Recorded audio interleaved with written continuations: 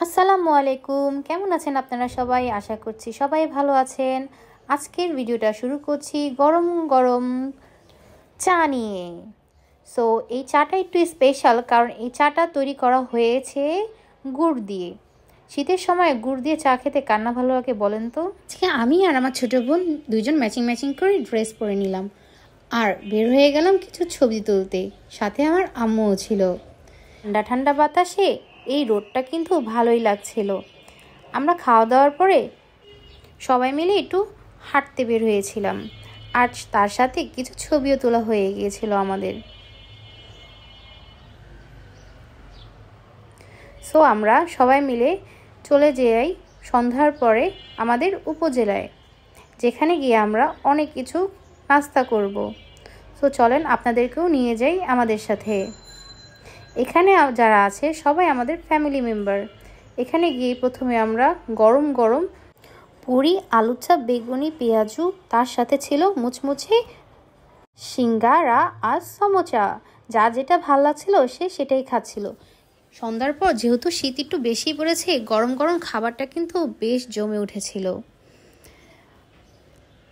যার যেটা ভাল লাগছিল সে তো সেটাই খাচ্ছিল।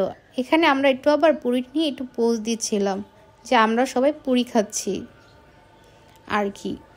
এই খাবার কিন্তু এখানেই শেষ নয়। এই পুরিটা খাওয়ার পরে আমরা আবার চলে যাই মুড়ি ভর্তা খেতে।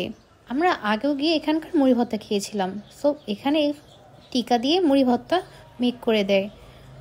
আজকের মুড়ি ভর্তাটা দেখতে যতটা সুন্দর হয়েছে, খেতে ততটাই বাজে, কারণ এখানে মিষ্টি টক ইউজ করেছিল ভাইয়া। যার কারণে এই টকটার কারণেই মুড়ি ভর্তার টেস্টটা একটু মিষ্টি মিষ্টি এসেছে, যেটা কারোই পছন্দ হয়নি। শুধু ওয়েস্ট মানি, আর কিছুই না।